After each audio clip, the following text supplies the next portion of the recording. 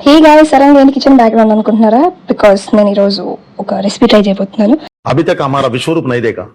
एक बार हम उठ के विश्वरूप दिखाया तो टोटल वर्ल्ड निशब्द हो जाएगा.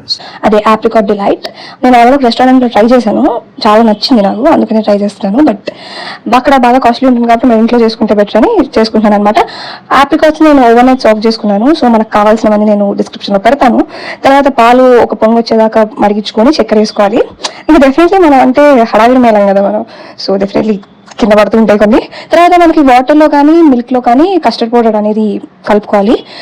ఈ లిక్విడ్ మనం మరిగే పాలలో వేసేసుకోవాలి. అండ్ ఇటు మనకి ఆప్రికాట్స్ కొంచెం స్టవ్ మీద పెట్టి ఉడికించడం వల్ల సాఫ్ట్ అవుతాయి. ఆప్రికాట్స్ కొంచెం సాఫ్ట్ అయ్యాక మనం వాటిని చల్లారి పెట్టుకొని మిక్సీ పెట్టుకోవాలి.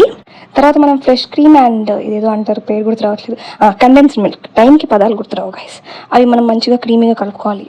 అదొక క్రీమీ టెక్స్చర్ లాగా మనం తయారు చేసుకోవాలన్నమాట. తర్వాత వెరీ ఇంపార్టెంట్ జాబ్ ఏంటంటే మనం బ్రెడ్ స్లైసెస్ ని కట్ చేసుకోవాలి చుట్టూతా. నాలాగా కత్తులతో సాహసాలు చేయకండి మీరు. ఇది ఆప్రికాట్ పేస్ట్ అనమాట. సో ఇప్పుడు అన్ని మనం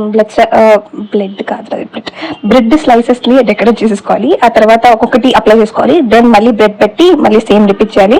నేను కొంచెం డెకరేషన్ కోసం పిస్తా కట్ చేసుకుని వేసుకున్నాను అనమాట. మీకు నచ్చింది మీరు వేసుకోవచ్చు. ఆ తర్వాత కొంచెంసేపు ఫ్రిడ్జ్ లో పెట్టి తర్వాత తీసుకొని చక్కగా తినేసాను అనమాట. చాలా చాలా బాగా వచ్చింది, బికాజ్ నేను చేశాను కాబట్టి. Okay, thanks for watching, bye.